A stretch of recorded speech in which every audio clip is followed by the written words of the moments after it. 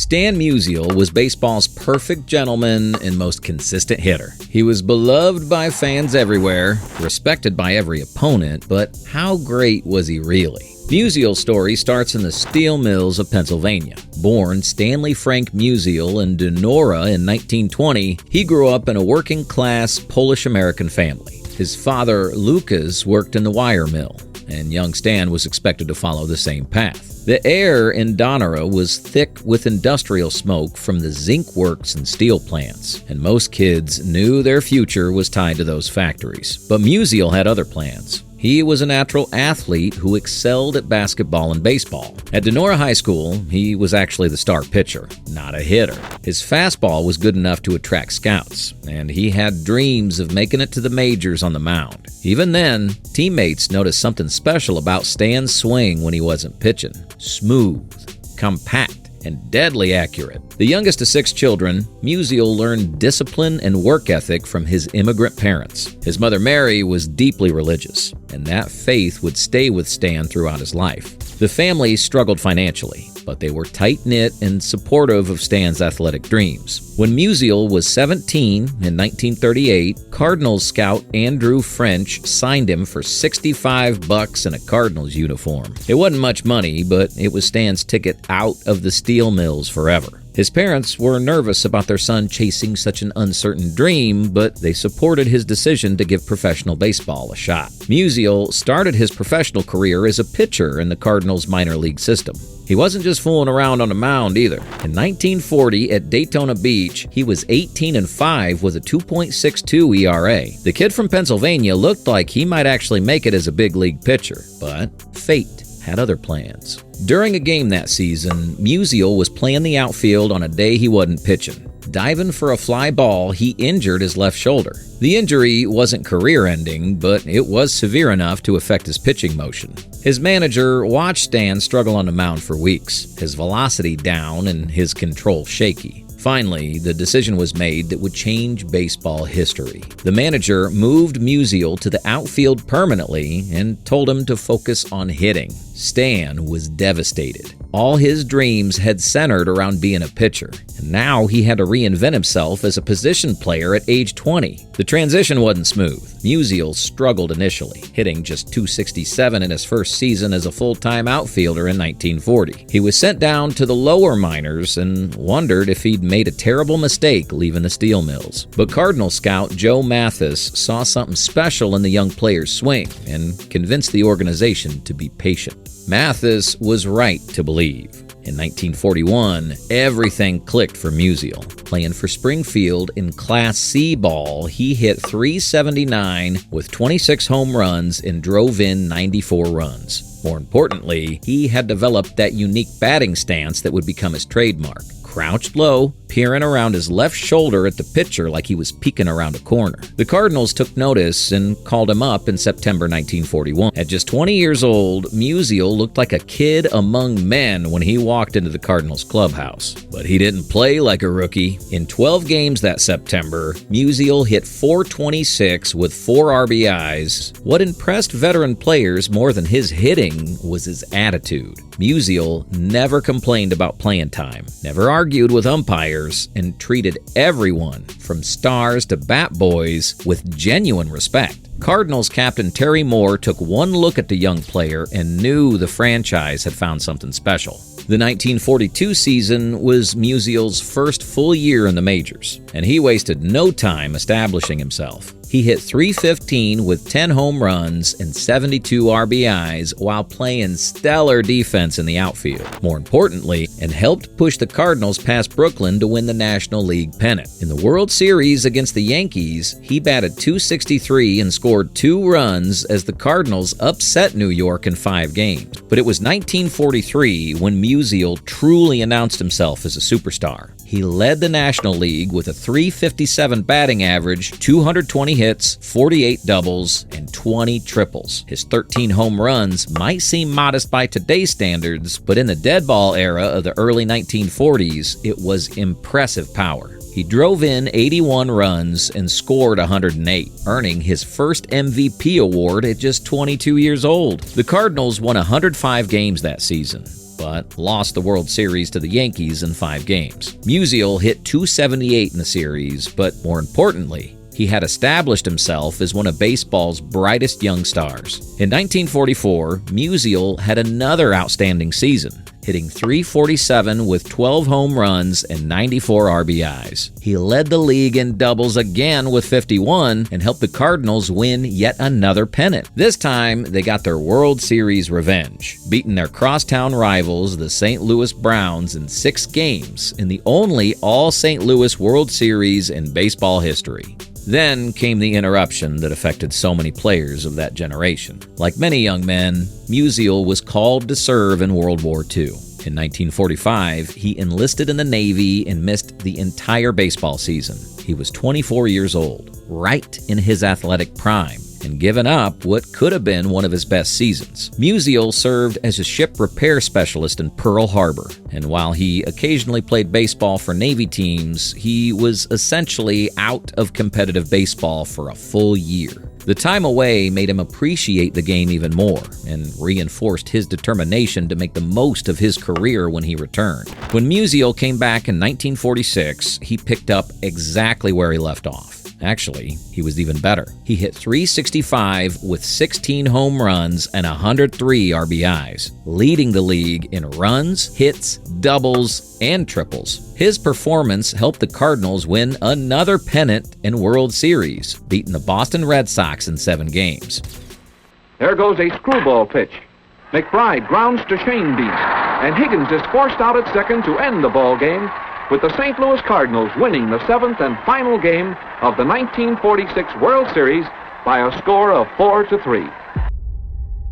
Musial hit .222 in that series, but his regular season excellence earned him his 2nd MVP award. The 1947 season saw Musial continue his dominance, hitting .312 with 19 home runs and 95 RBIs. But it was 1948 when he had what might be the most underrated great season in baseball history. Musial hit .376 with 39 home runs and 131 RBIs, while leading the league in runs, hits, doubles, triples, and slugging percentage. He missed the Triple Crown by just 1 home run, finishing behind Ralph Kiner and Johnny Miz, who each hit 40. The Cardinals finished 85-69, but fell short of the pennant, which may have cost Musial some recognition for what was truly a phenomenal season. He won his 3rd MVP award that year, and deservedly so.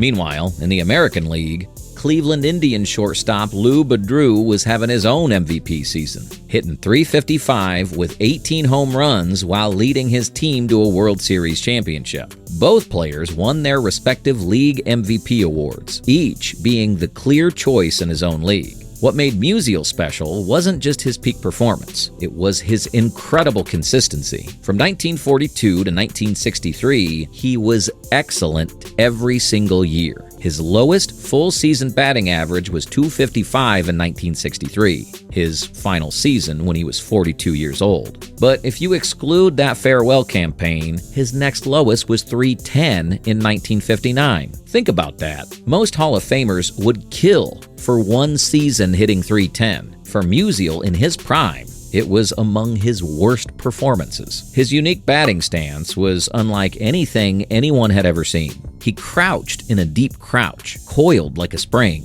peeking around his left shoulder at the pitcher. Brooklyn Dodgers pitcher Preacher Rowe described it best. He looks like a kid peeking around a corner to see if the cops are coming. The stance looked awkward, but when Musial swung, everything flowed together perfectly. His swing was compact, level through the zone, and generated tremendous line drive power to all fields. Opposing pitchers dreaded facing him because, unlike some sluggers who had obvious weaknesses, Musial could hit anything, anywhere. High fastball, line drive to the right. Low curveball, line drive to left. Slider away, he'd go with it and drive it down the line. It didn't matter what you threw or where you threw it. Musial was going to make solid contact. The late 1940s and early 1950s were Musial's absolute peak years. In 1949, he hit .338 with 36 home runs and 123 RBIs. In 1950, he led the league with a .346 average. In 1951, he hit .355 and won another batting title. Year after year, Musial was simply the best hitter in the National League.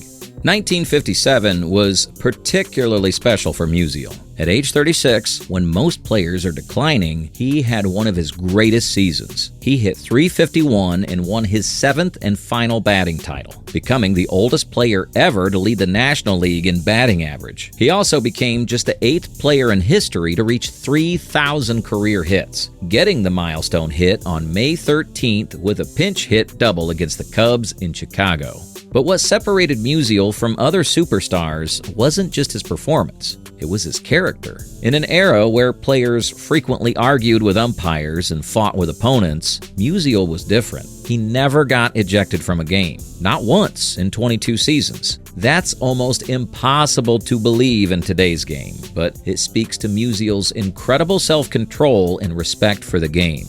Opposing players loved him. Jackie Robinson once said that Musial was one of the few white stars who treated him with complete respect from day one of integration. When Musial came to bat in opposing stadiums, fans would often applaud. Think about that. Road crowds cheering for the visiting team's best player. It just didn't happen in that era, except with Stan Musial. His nickname, The Man, supposedly came from Brooklyn fans who would say, "Here comes that man again," whenever he came to bat at Ebbets Field. It was said with a mixture of dread and admiration. They knew he was going to hurt their Dodgers, but they couldn't help but respect how he did it, with class, consistency, and incredible skill. Stories about Musial's career are legendary. He would stay after games to sign autographs for kids. He never refused a request for a photo or an interview. When the Cardinals were on the road, Musial would often visit children's hospitals unannounced, bringing joy to sick kids who couldn't believe their hero was visiting them. As the 1950s progressed, Musial continued to produce at an elite level even as he aged. He finished his career with exactly 3,630 hits. Of those, 1,815 came at home and 1,815 came on the road. Perfect balance, just like everything else in his career. No other player in baseball history has achieved that kind of symmetry, and it's virtually impossible that anyone ever will again. Musial's final season in 1963 was a victory lap. At 42, he hit .255 in 124 games. Clearly, no longer the hitter he once was, but he wanted to go out on his own terms, in his own city, wearing the only uniform he ever knew. The Cardinals honored him throughout the season, and fans came out in droves to say goodbye to their beloved Stan the Man. The numbers tell the story of unprecedented consistency. 7 batting titles, 3 MVP awards, 24 All-Star Game selections, including being named to the team in 20 consecutive seasons. From 1942 to 1957, Musial finished in the top 10 in MVP voting 16 times. He was quite literally the face of excellence for an entire generation of baseball fans. When Musial retired in 1963, he held 17 Major League records and 29 National League records. His .331 career batting average ranks him among the greatest hitters ever. His 475 home runs put him in elite company for power. He was just the 4th player to reach that milestone. His 1,951 RBIs showed his ability to drive in runs consistently year after year. But numbers don't tell the whole story of Stan Musial's impact on baseball. He showed that you could be great without being controversial. You could dominate without being arrogant. You could be fiercely competitive without being mean or disrespectful. In a sport that often celebrates larger-than-life personalities and conflicts, Musial proved that quiet excellence could be just as compelling. His influence extended far beyond statistics. When young players came up through the Cardinals system, veterans would tell them to watch Stan if they wanted to learn how to be a professional. His work ethic was legendary, his preparation meticulous, and his approach to hitting was studied by coaches throughout the league. Today's players will study film of Musial's swing. Hitting coaches still use his approach as a teaching tool. When Albert Pujols was dominating in St. Louis in the 2000s, Cardinals fans called him the next Stan Musial. There's no higher compliment in St. Louis baseball. The most telling statistic about Musial's greatness? From 1943 to 1957, his worst full season was better than most Hall of Famers' best seasons. That's not just greatness. That's sustained perfection over a 15-year period. In an era where 300 hitters were common, Musial made 350 look routine. He was Stan the Man, the perfect ball player, the gentleman slugger who proved that sometimes the greatest legends are the one who let their bats do all the talking while treating everyone around them with dignity and respect. Thanks for watching. Do you think Musial deserves more recognition as one of the all-time greats? Comment below and let us know what you think and who you want to hear about next. Subscribe for more legendary baseball stories every week. This is Inside Baseball, where we bring you the best of the game.